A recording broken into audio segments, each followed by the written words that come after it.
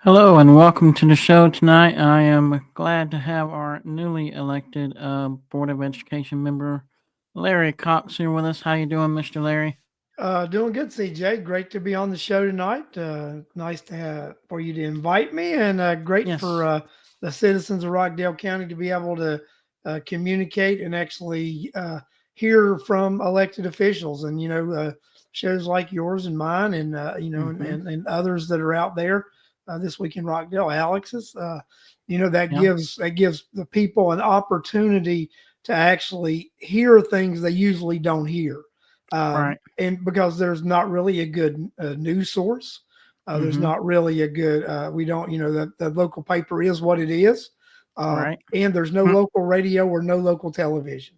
So That is right. shows like these are, Mm-hmm. these are the avenues that, our local citizens get information. That's right. And so we just came through a pretty good snowstorm here in Metro Atlanta, and everybody's saying it's been 10 years. We had to shut down the school system. I think everybody was actually shut down, so I hope everybody survived. How do you come through it, Larry? Any power outage? No power outage, and it No. was, Yeah. I lived 39 years in Appalachian Mm. foothills, so I Okay. didn't consider this a snowstorm, but Right. that's me, right? I mean, this was, Right.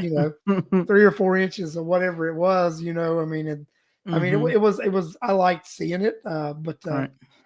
growing up, I would see feet of snow, so this Mm-hmm. was it was pleasant to see this. We don't often get this here, and Right. I enjoy something like this every now and then. So Yeah. Me too. So as long as we get a free day from work, right?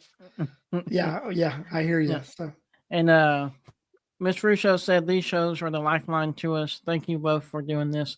I love doing this kind of stuff. I know Larry loves doing this kind of stuff. And for me, it's like really giving information to the community, and that's what I like doing. So I'm sure it's the same for you. well, and actually, CJ, and I mentioned it on my show before that Mm-hmm. people had told me that I needed to stop doing the show once I got elected. And and No. immediately I said no. Right Mm-mm. now, I am going to be a little more selective about how I report on the Board of Education and things like that. Now, Right. because there are things now that I can't discuss Right. being on the Of board, course. things that are privilege, personnel issues, Mm-hmm. something that could possibly end up being potential legal litigation. Right. Those things I can't discuss, right? Mm-hmm. Um, I can discuss things in general, things that I would like to see happen. I can't speak on behalf of the board because Mm-hmm. I'm one member of a seven-person board, and the only authority that board has is as a board. No Right. individual board member has authority. You Mm. have to have a majority of the board to agree on something and move on something before there's authority to actually make action. Right. Because I was watching the meeting, and I think it was towards the end, and there was trying to agree on, I guess, setting the dates for the next meeting. All y'all didn't agree on, so y'all have to meet again to make that happen, right? We actually did agree on that. Well, Did so you agree? Okay. what we agreed on was that there that if we approved the meeting agenda for the whole year, Mm-hmm. that within our bylaws it allows us to change Mm. 2 meetings during the year. Gotcha. So and we didn't, and I think there was a consensus on the board. There was not going to be a need to change any more than two possible meeting dates. Mm-hmm. So it was okay to approve uh, the meeting uh, the meeting schedule as presented, because if we needed to change a couple of dates, then we were allowed to do that I'll do that. within the thing. This thing about, I'll just give you a little backdrop. So the Go ahead. rest of the board had Mm-hmm. received that information weeks or months ago. I True. just received that information on Monday. Mm-hmm. So Interesting. I had a whole lot to look at, and I don't Mm-hmm. really. I mean, that's one of the things I don't really. I think I could have received that information a lot sooner, Right. and that's one of the things that I've discussed on my show. that I would like to help develop policy moving forward, Mm-hmm. that when new board members come on Yes. board, other than personnel issue and litigation stuff, there's no reason you can't share any of this other stuff with board members, because if Right. someone new to ask an ORR, Mm-hmm. anything that would be shared with that board member as far as that stuff is stuff that the public could actually ask for and get. So I Right. think anything that the public could actually ask for and get, and it would Mm-hmm. help streamline that new member's ability to come on board Right. and know things. I think we should do that. Now, I went ahead and did a lot of training on my own. Mm-hmm. I did training that was required Mm-hmm. by the state and by the board, and I did a lot of training on my own. And CJ, I attended every board meeting Mm. since I was elected. Hmm. I I've attended seen you there.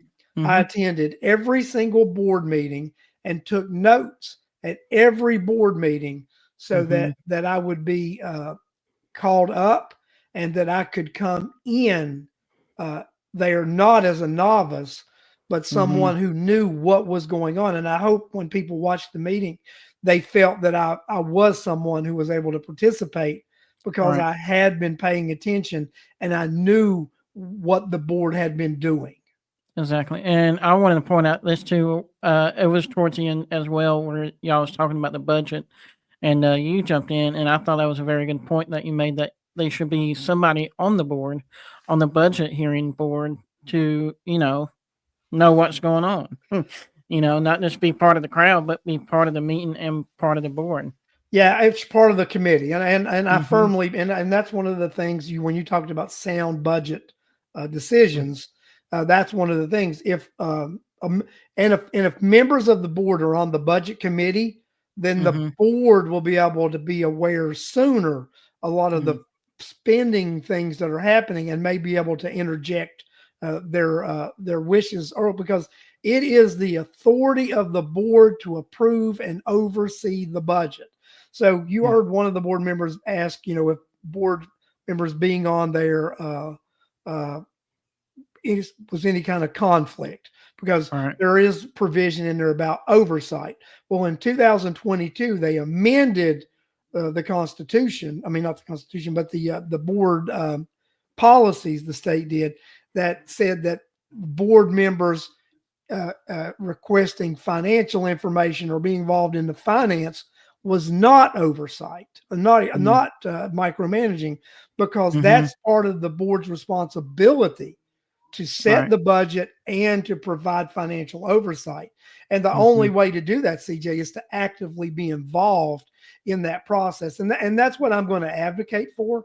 I'm going to Mm-hmm. advocate for, and board members just to be on that committee.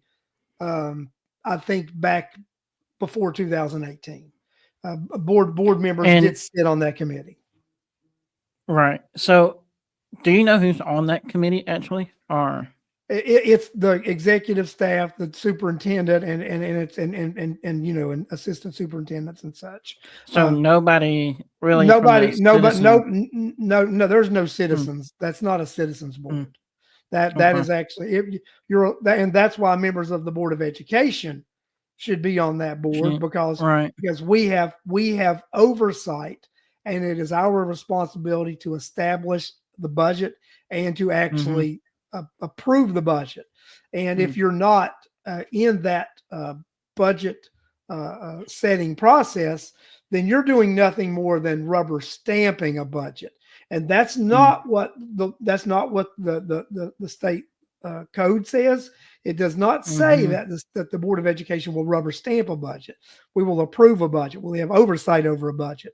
So if you're going Mm-hmm. to approve a budget and have oversight of the budget, then you are entitled to participate in that process from the beginning to the end. All right. And that's my stance on it. All right. So, since we're talking about the budget a little bit, I know we talked about it before, but can you, if you can, detail or specific areas you identify for the proposed 5% annual budget reduction. I Well, know being on that committee will help with that. it would be on the committee. Well, I think, Justin mentioned it the other day, Mm-hmm. because there were several things, and if it would have got back to me and he hadn't have mentioned, I would have mentioned that, but he did cover it. So Okay. board member Justin Kinney mentioned the COVID funds.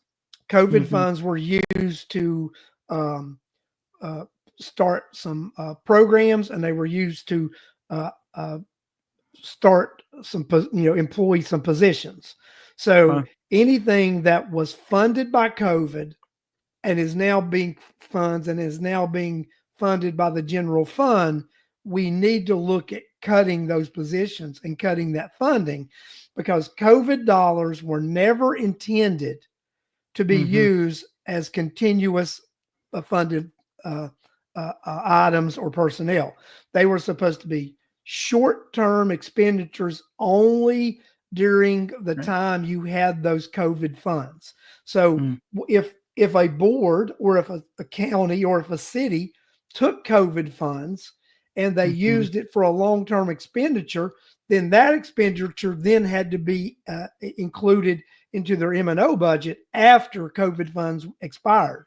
So a lot of municipalities, including Board of Educations, saw uh, a lot of budget growth because they didn't heed the advice of the federal government on how to use Mm-hmm. COVID funds. And I don't think the Rockdale Of County course. Board of Education was any exception to that. And they did uh, uh, use COVID funds, and some of those things that they used it for, they continued on with afterwards. And it did require them to expand their budget. And I think Mm-hmm. that's some of the reason we have had to go into funds balance the last 2 years is because those were reoccurring expenditures that they were not supposed to have. So we've had to dip into funds balance the last 2 years to balance the Mm-hmm. budget, because it is against the law to present a budget that is not balanced. And Mm-hmm. so that's why they went into the funds balance or their savings to actually balance the budget. Gotcha. And so, how will you ensure that these cuts don't negatively impact the classroom instruction and Well, student services? CJ, I mean, I have clearly stated all along during my campaign that I would not support cutting teacher positions, parapro positions, or classroom positions. So Mm-hmm. that would be administrative positions and non teaching positions that I would look at cutting. I see Mm-hmm. Danielle Munoz just joined the show, and Danielle Yes. is an experienced educator, and Mm-hmm. but that's my take on it. Is I will not look at cutting teaching positions, parapro positions, right? Gotcha. Mm-hmm. Any because I firmly believe we need to build the budget from the start in the classroom and build the Mm-hmm. budget out, because Gotcha. our most valuable resource it will be the teachers with that Mm-hmm. one-on-one with students, because that's how people learn. I mean, that's how I learn, right? I Right. learn Right. by someone instructing me, right? So so Mm-hmm. to me, the most important funding we have are funding our classrooms. So Mm-hmm. we start with the classroom, we fund from the classroom out. That's how we actually look at what we need to do in education, and making sure that any budget cuts that have to occur do not impact students, because it's how we Right. budget. Mm-hmm. I'm not sure what's going on with my YouTube comments, but I'm gonna go on YouTube as well and from my phone and see what's going on there. But I did not turn the comments on. Sorry there, is that folks. I no? did not. So Yeah, go ahead and turn it on I yours. now got your comments on, guys. So thank you, everybody. So because I was just seeing them pop up. Okay. Yeah. Now I got them over here onto the side, and I can Okay. actually respond back to them. My bad, CJ. You got a Awesome. little Nice. different Yeah. setup than my Right. Right. restream. Right. The restream it allows you to pull the StreamYard does not, so I can push the comment and let it go on. So that's how I'm doing that there. But since we're talking about in classroom right now, I want to talk about a little bit about discipline.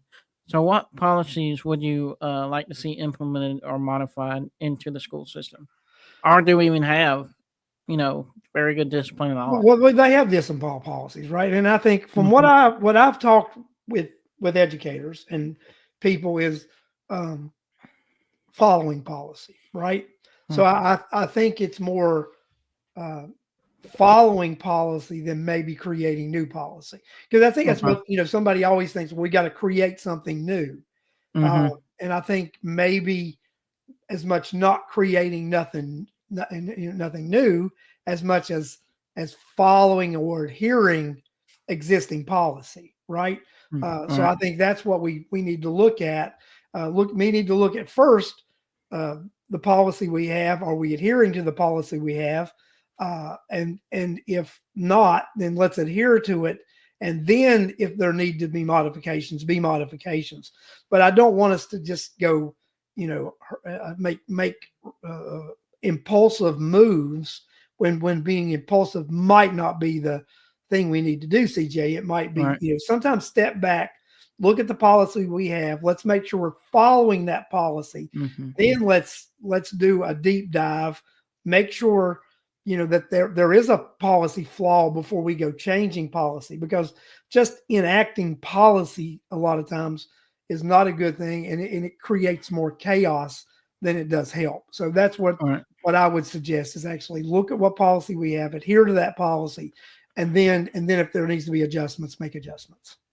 All right. And then, since the question here is, do we have any problem with outsourcing janitorial services? We are outsourcing janitorial services, and I have heard positives and I have heard negatives, right? So Mm-hmm. I mean, it's something that or and see what's going on, right? I would like to personally, have a look at this, right? And and and Mm-hmm. and see what we need to do. From what I understand, even if we would do this in house, a lot of the Mm-hmm. people who work for the company that we outsource it to are former employees that used to be employed by the school system themselves, Right. right? Of So course. I I'm think sure. I think maybe if there is an issue, it's not as much an employee in-house issue as it is a management issue. Mm. So it's like, just making sure that the entity that we're outsourcing is actually managing. And Mm. most of the time, because I manage a business myself and I manage All employees. right. So there's where you got to make sure that people are managed, they understand their duties, they understand what they're supposed to do. They're supposed to understand the procedures, and if they're not trained well and they don't understand, then it will reflect on their job performance. Mm. All And right. Corliss asked a question here. He said Mm-hmm. downsize or reorganize, and Mm-hmm. it could be both, right? All Um, right. so by downsizing, you can reorganize. So you can combine positions or you can combine departments, right? And, Mm-hmm. and reorganize. You can downsize and combine, and maybe All right. not eliminate a position, but combine a position with another position, because you may Mm. have someone that's full time but doing 50% work, right? And Mm-hmm. that's the All right. because we've had that happen where I've created, we've had brought in people and we've had a position, and then we found out, this person really only has 40%, 50% work they can do. And Mm. then we've had somebody leave, and we realized that person left. We can actually integrate what they were doing with this other person, and you've got one salary, and that person is actually doing both jobs. And we found out that both jobs were really not full-time jobs. They were part-time jobs, but when Mhm. you combined it, it was a full-time job. And I think you've probably got some overlap like that with positions, I would say, Mhm. because every organization has overlap, right? And Right. for us to deny it and say we don't would be, Mhm. probably not being sincere or honest with ourselves. So I think maybe that's something we need to look at, and and have discussions about, do we have overlap, and can we combine some positions, and do that. And a lot of times you can do this through attrition because people leave, right? Right. And people Mhm. always think you're doing this through firing, right? So Mm-mm. and I know in the board, you see the come go. We get that report, and we've had people leave. Well, Mm-hmm. sometimes you look. Let's hold off on rehiring that position, right? Okay. And look off. Hold off on rehiring, and let's see what this looks like. I mean, that's what you can to and see what goes on. All right. And George says, go to the spot to have knowledge of what exactly is occurring at each school. George Killichek made a recommendation at the meeting the other Mm-hmm. day that board members need to go to schools, and I've told everybody I do intend to do that. I mean, but I need to sort of get my bearings, get on the Mm-hmm. board, and do such. I've told everybody I'm going to have my listening town halls. Now, when I had the town halls before I became a member of the board, I Mm-hmm. did a little more talking, right? Of course. So Mm-hmm. as when I have my first board meeting, my first town hall in February as a sitting board member, I'm going to do more listening than talking. And All right. thus the name of it, a listening town hall, right? True. And I'll be able to comment on some things, but that are my opinion, right?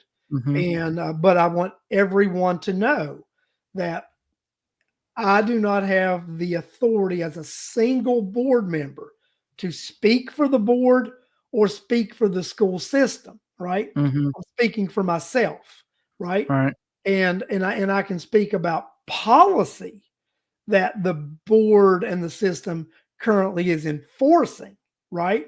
But Mm-hmm. as far as, and I would, things I would like to see happen, but they're not things that I can force to happen.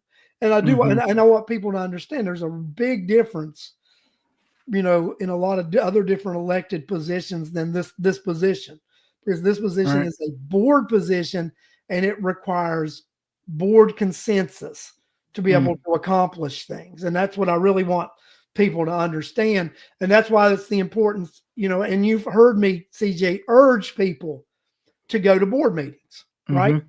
Yeah. I've urged people to go to board meetings so that the members of the board know how you feel about things. And And and I think that's been the problem in the past, that because I've been to them a long time ago and I've recorded them, and there wasn't a lot of people there. So once you get people there and the board knows what's going on and the parents know what's going on, I think it's become more active.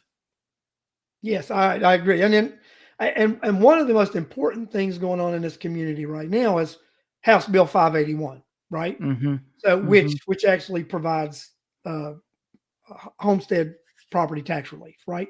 Mm-hmm. So, and I think that's what the citizens need to understand is that the bureaucratic portion of the school board is pushing for there to be an opt out, right?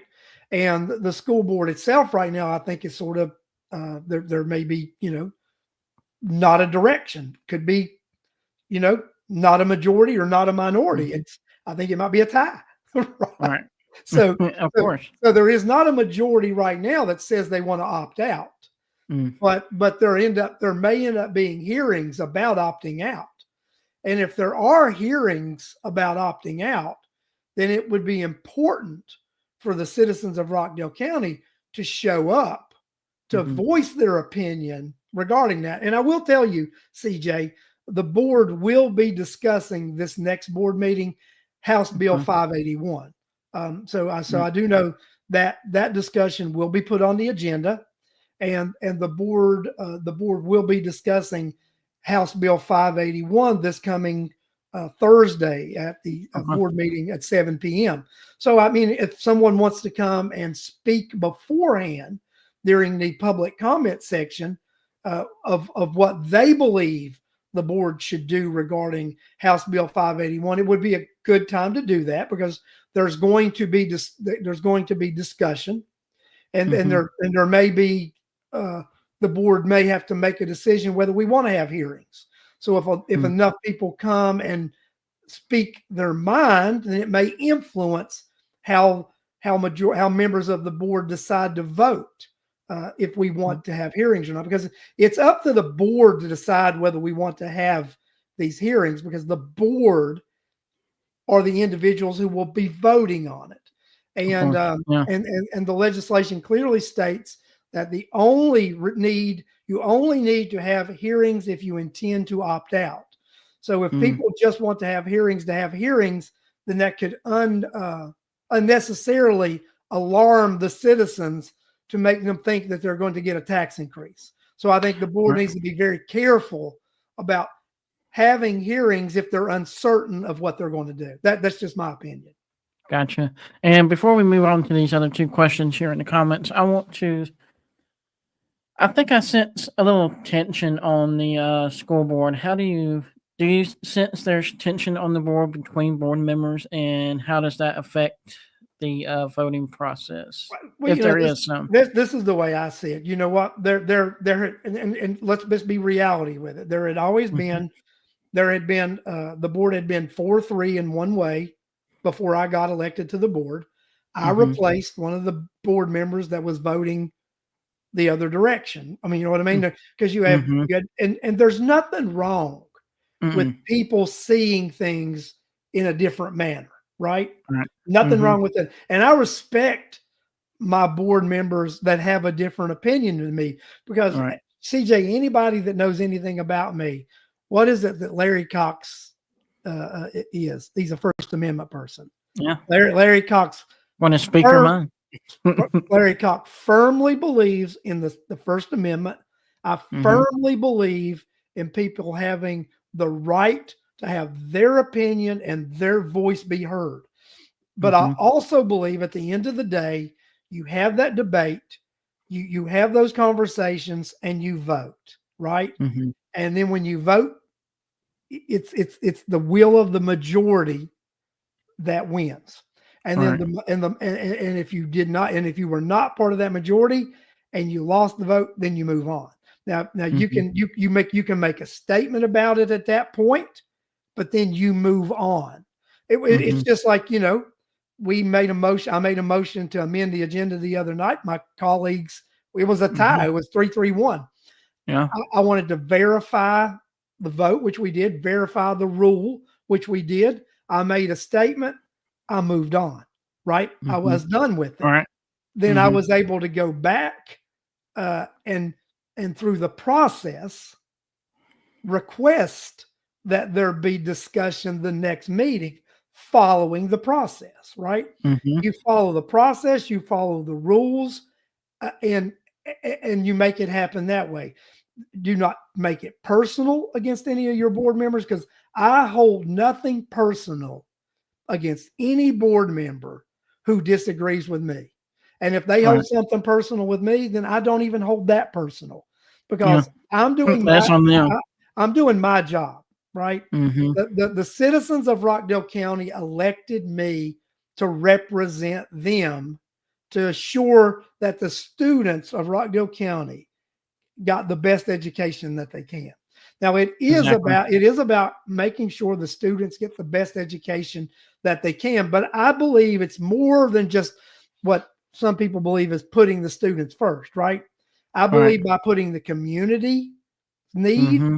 by putting the taxpayers' needs, and by making sure that our elderly don't go homeless, Right. you are putting the needs of the students first because Hmm. our students have to live in a community that is stable and financially able to Hmm. educate them. So Right. if we somehow punish our community to provide an education, then we're causing a rift and we're causing undue stress in our community, which our children will feel, and it will impact Right. them in their homes. So we've Hmm. got to understand these children are at school 7 hours a day. There are Just like we're at 24 work. there are 24 hours in a day. Hmm. So that Hmm. means the majority of the time, so if that means 17 hours a day, they're at home. Hmm. They're with their parents. So we've got to understand the decisions that we make can't just be about the 7 hours a day that they're in the school system because you have parents and guardians and grandparents who have to Right. house, clothe, and feed these students. There is a finite amount of money that's available to do Mhm. this with. So we have to realize it's shared wealth, and we can't over tax and Right. overburden those who care for these kids so that they don't have enough money to spend on that 17 hours a day.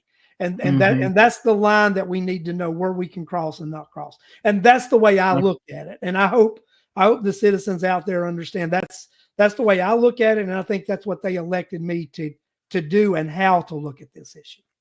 Exactly. So, Miss Tina asks, we need to have admin personnel in the halls at all times and not little offices so they are not being able to assist the teachers when needed. Eh, And then Ms. Corner says, speak on the revenue as far as House Bill 581 and non-homestead and commercial taxes. So Corliss does have a point. And so this is the deal. So in what HB 581 does is it limits the amount of um, the tax rate to homestead properties. Mm-hmm. Homestead properties would only be able to be increased at the rate of inflation. So the state will determine that rate of inflation every year, and then that will be the amount that those property values are allowed to increase on homestead properties. But that's not so with commercial or rental properties, right? Mm-hmm. They would be continue to be assessed the way they are now on the assessed value increase, right? So All right. so the when 581 goes into effect, you would homestead properties would get the relief, but commercial and rental they would not get the relief. And let's just say you owned more than one home. Mm-hmm. Your homestead, the property that you lived in, would get the relief, but the other property you owned would not fall under the Mm-hmm. homestead, and Gotcha. your taxes would raise on it under the value system and not under the rate of inflation system. So Gotcha. and George Kelichek had mentioned to me that he doesn't believe that the data is being represented fairly, and I think he's working on getting data to present to show that it would be represented fairly. And then also there's the millage rate, right? Mm-hmm. So The big so elephant in the room. the big elephant in the room. But this is what you would have to do with this, right? Let's just say that the schooling system, they do take a hit with Mm-hmm. homestead, with the 581 and the homestead properties. Then they would have to adjust the millage rate so that non-homestead properties would pay more taxes. I mean, that's just the reality. But you can talk to if you talk to the individuals who created this legislation, and you talk to legislators, and what they tell you is this legislation was created so that it would create a tax shift.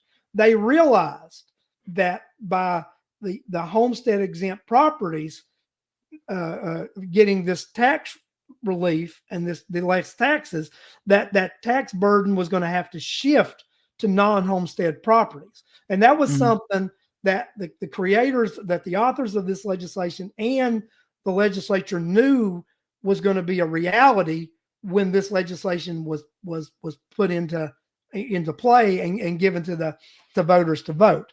I mean, All right. that's just reality. Homestead people who own their homes and that's their primary residence, the homestead exemption, you're going to get tax relief. Mm. Business owners and commercial property and investment property owners, you're going to take the slack up for the homestead properties getting the tax relief, and that's Mm. the reality. So I mean, Yeah. that's the real the essence of 581 in a nutshell. And but when you look at it, the voters of Georgia overwhelmingly, and the voters of Rockdale County overwhelmingly supported and voted for this legislation. And even though the law gives um, local boards, municipalities, and counties the option to opt out, Mm-hmm. I don't think they should, because Mm. it was not the will of the people to opt out. It was the will of the people for this legislation to be enacted. And as a member of a board or an entity or a board of education, it is now up to you to figure out how to fund your budget with All right.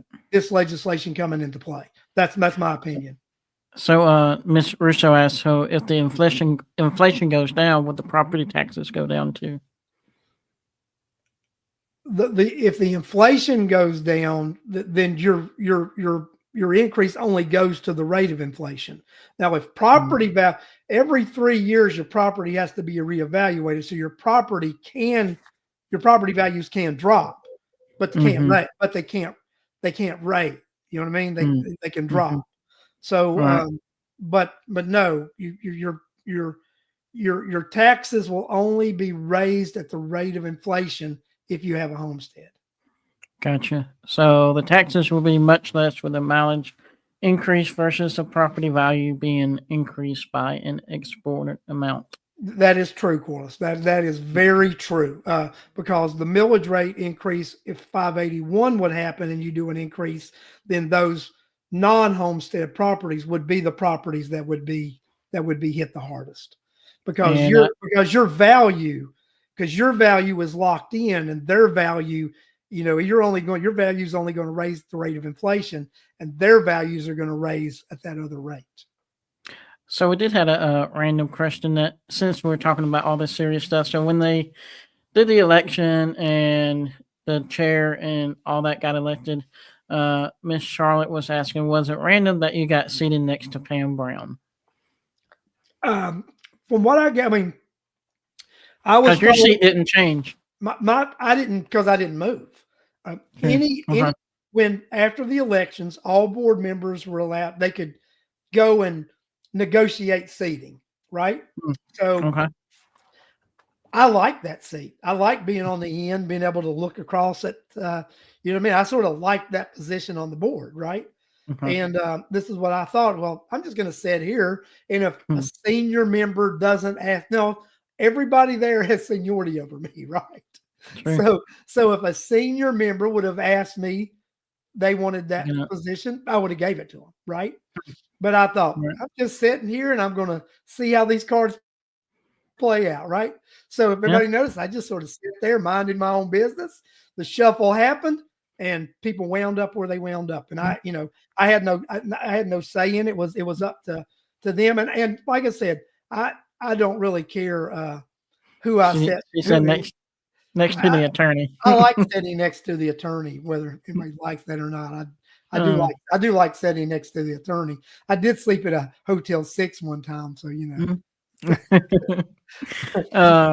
Risco asked, is there any cap on the millage rate? The millage rate, Rockdale County Board of Education has a 30 mil cap. Yep, I think I remember hearing that. Now, during the public comment, I remember watching, and there was talk about the superintendent and trying to keep him. So, can we talk about that, or you feel comfortable talking about the superintendent? Or I would not feel comfortable talking about that, because that's not something I believe I should talk about in public at this time. CJ, and I'm going to make a statement, right? When I was a candidate, before I got elected, and on my show as a podcaster, I made comments, right? Right. But since I had become a candidate elect, I have refrained from making a lot of comments. Gotcha. And I have not made any comments regarding any personnel at the Board of Education since I have been any specific personnel, right? I have said I believe there need to be some cuts and combining of positions, but I have not mentioned specific positions. I have not mentioned anything like that, because I don't feel that I can, because part of the things that we're not supposed to talk about is, our personnel decisions, right? So I don't feel that it's appropriate that I talk about the employment of anyone. I don't even feel it's appropriate that I talk about fellow board members as far as they become, things like that. Now, Now, I think when election time rolls around, then the gloves come off, right? Right. When it's election time, right? Mm-hmm. Then you can be a little more free about things you say as a candidate, because then you got to wear a Gotcha. couple of hats, right? Mm-hmm. When you're wearing the candidate hat, you Mm-hmm. can say things because I'm a candidate, right? Mm-hmm. And I'm Right. saying I'm saying this as a candidate. I'm not saying this as a board member. And people say, "Well, you are a board member." Yeah, I'm a board member, but I'm running for reelection or I'm running for a Exactly. position. So I'm saying this as a candidate, not a board member. So right now, uh, Corliss says it's the suit, Larry. Corliss says, I've got the positive shirt on right now, and it's me thinking I'm wearing the suit, right, Corliss? Okay. But no, I mean that's just Gotcha. I feel you. that's the way that it is, Mm-hmm. CJ. I mean, because one of the things that was, and I'll just say there was some things said during the campaign that Larry Cox is a loose cannon, he's a loudmouth, he's those things were said that he's an ethics violation waiting to happen. Okay. But this is the thing you're Getting going to. everybody. Yeah, well, I know, but I think people are going to see that I might not be the person they think I am when I'm sitting on that board, right? Right. So Mm-hmm. I work in the business world, CJ, Mm-hmm. and Yeah. I run a multi-million-dollar business, right? Mm-hmm. And trust me, I don't behave the same way um, uh, in the business world that I do in the podcast world, right? True. So Right. in the podcast world, Just. I'm one way, right? Mm-hmm. But in the business world, totally another way, right? Right. I'm a lot of people wouldn't know this, but I'm one of the leading experts in a certain field that I'm in. In my Mm-hmm. field, I'm one of the leading experts in the country in what I do. So, Wow. so that's That's saying something. yeah, and a lot of people aren't, they're not aware of that, right? And that's Yeah. okay because Mm-hmm. it's another part of my life that I happen to do, and Mm-hmm. people are going to get to know me as an elected official now. They'll get to know me on how I behave on that dais, Mm-hmm. how I represent myself, and I'm not just representing myself No. when I'm representing all of the good people of Rockdale County who entrusted me to represent them, right? Right. So I am their representative, right? Right. So And and that's what, and I see, how can we get more parent that's representation? what Would I you was say going to bring in the town halls that you're that? having, And and that's it. yep, and I think that's going to be part of the how to get parents and maybe even students involved Uh, if it, they want to it come out. like they Well, can come out, right? So I mean mm-hmm. that's how one of my that plans is to, through my town halls, is to have parents be able to come out and voice their opinion, like speak your mind, let your voice be heard, right? Mm-hmm. So come to the listening town hall, let your voice be heard so that I can hear your voice, right? Mm-hmm. let let Right. me let me hear your concerns. Let me know your concerns so I can take those Mm-hmm. concerns back to the school district, because I Right. intend to do that. I intend to let uh, the school district know your concerns. And Bill Campbell, 100%. Let the taxpayers come out. The taxpayers need to come out to the town halls, and they need to Mm-hmm. come out to the board meeting. Right. So Valerie, That's right. Yep. yeah, she intends to be more active as a parent, and I think a lot Mm-hmm. of parents just don't. They just don't know. I Valerie, don't know. you're right. And just, hey, Valerie, how you doing? I've not seen Yes. Valerie in a little bit. So, Yeah, I so know, right? not since the campaign trail, but it is nice to see Valerie out here on the show. Um, And this was talked about at the meeting too about the 90,000 graduations. Can we? Is there anything we can do to bring it back to Rockdale? I think they should have them at the football fields. Is that possible? I think this year I think it's a locked in deal just with how it's went on this year. But I think that's things to be discussion about. Because let me tell you, right? So I was at the meeting, and Mm-hmm. I was not on the board yet when they had their board discussion, and it was very interesting to hear this. Right, so Mm-hmm. you had a perspective on when we heard the board meeting. People were saying that it wasn't. Some board members were saying parents weren't concerned; it was non-parents, and then some board members were saying, well, it was parents and educators. So you got a mixed bag of people weren't concerned, were concerned. So we had a few parents that actually spoke this Mm-hmm. past board meeting, and they were I concerned did. because it Mm-hmm. was not in the game. They were parents, right? I have Mm-hmm. had parents approach me and say they were concerned Hmm. because of the location of the board meeting, right? What I would So, like to do, I would like to do some surveying, polling, and conversation. I would like to actually get the opinion of the students and the parents, not be told the opinion of the mm, students and the parents by people, because I think people are a little bit they're in their feelings, right? They're a little right. sensitive about this, right? So uh, so I would like to see that what's going on. And Corliss, says $1,000 to cancel, but I think it's a little deeper than a thousand That dollars. I mean, they've been doing the planning on this all year long, and there's a lot of things that they've already got in motion, and it's more than the down payment now.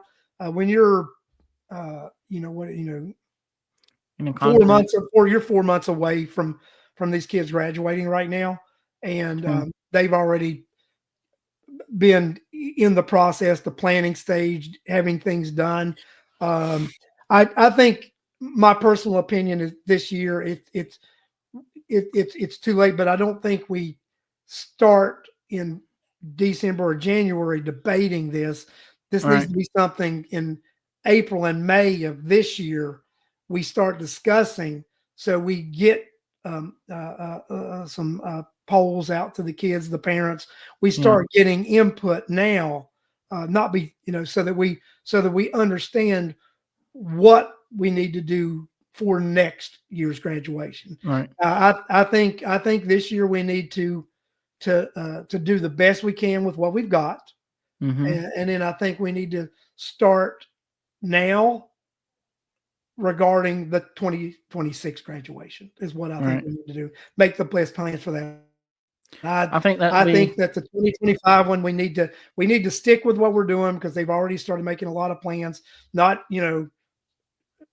try to do it on the fly. Let's go through with what we've got planned, and Mm-hmm. then start this spring actually doing some polling, doing some questioning of parents and students, that are going to be of the class of 26, and let's find out what they would like to do. Right. I agree with that. I think that would be helpful to see where they would like to have it. I think, again, back in my day when I went to school, I went to Salem. Well, they didn't have the football field yet, but I think we had ours at Heritage.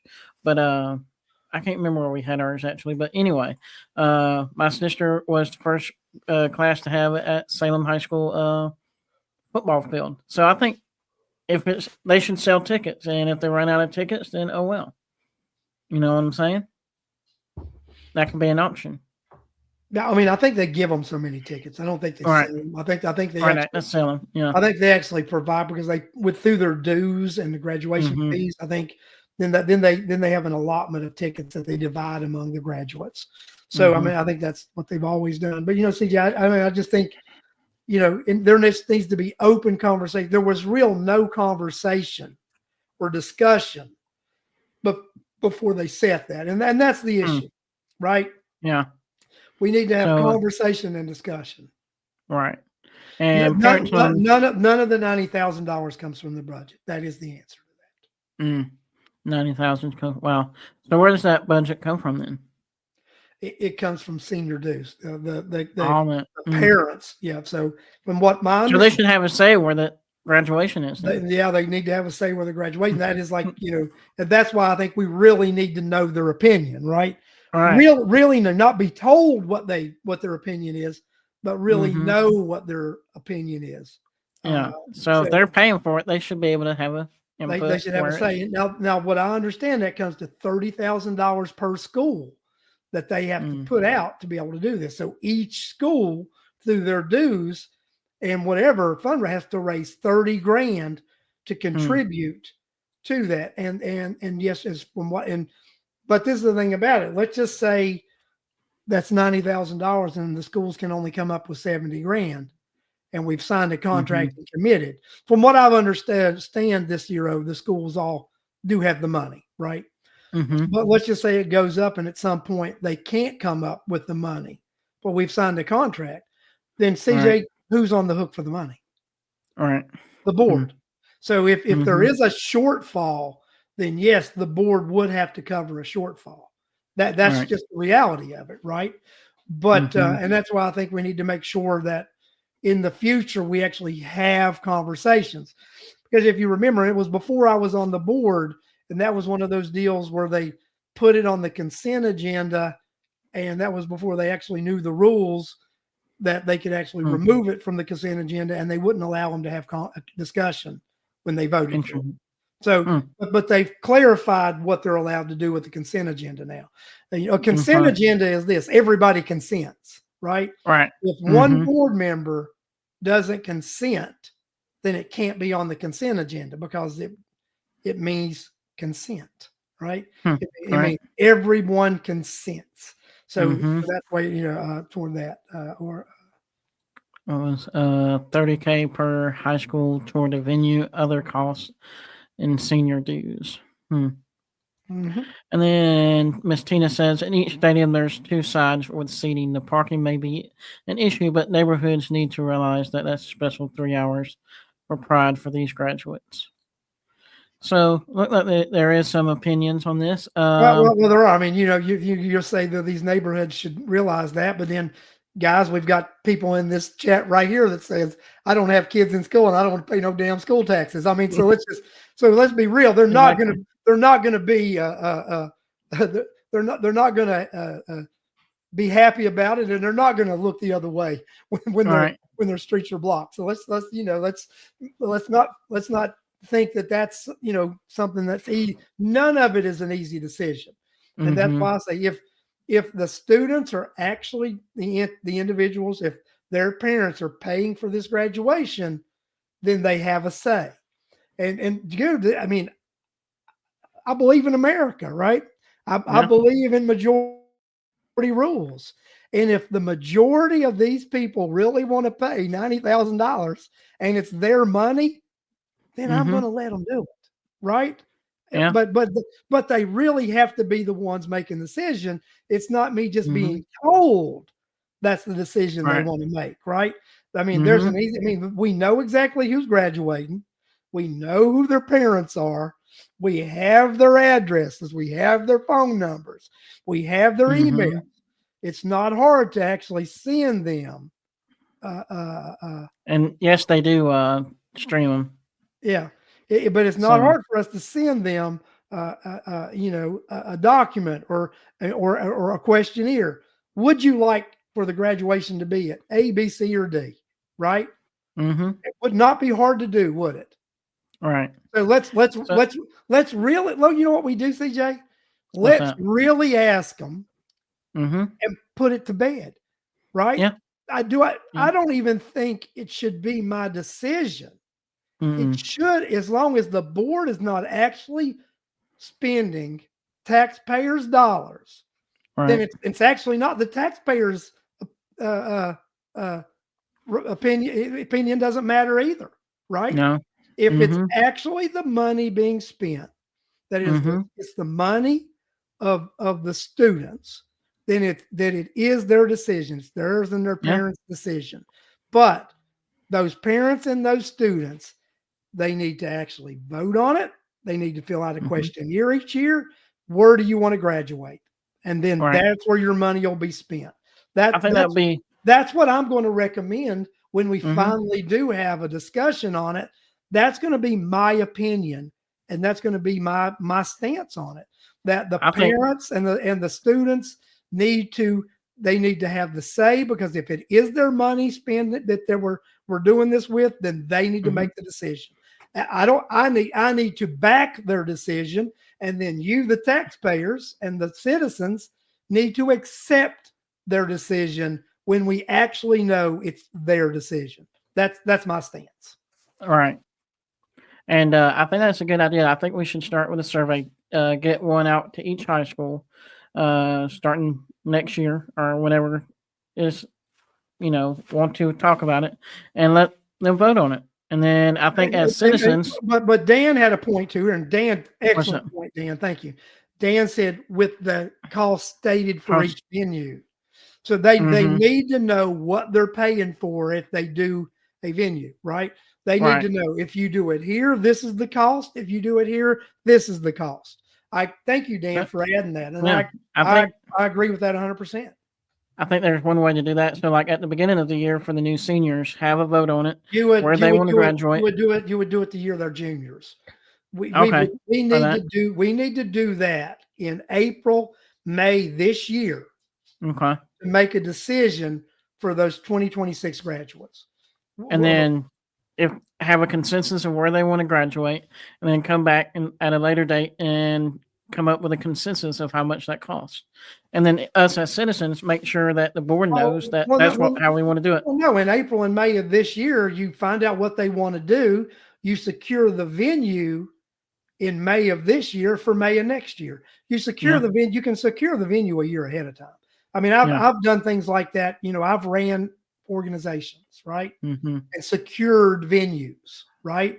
So you can secure venues for extended time period and long time periods. Orla says it's all a power grab, but you make it not a power grab, right?